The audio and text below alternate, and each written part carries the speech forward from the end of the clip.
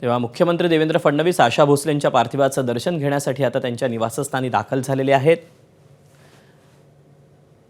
अगदी काही वेळापूर्वीच आपण मुख्यमंत्र्यांची प्रतिक्रिया देखील पाहिलेली होती आणि त्यानंतर एक जो कार्यक्रम पार पडलेला होता रेडिओ महोत्सवाचा, त्यावेळेला आशा भोसलेंनी मुख्यमंत्र्यांना देखील गाणं म्हणायला लावलेलं होतं आणि त्याची आठवण देखील मुख्यमंत्र्यांनी आपल्या प्रतिक्रियेच्या दरम्यान दिलेली होती।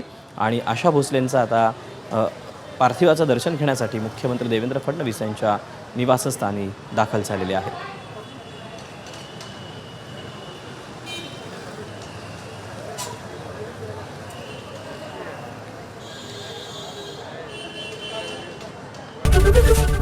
एबीपी माझा, उघडा डोळे बघा नीट।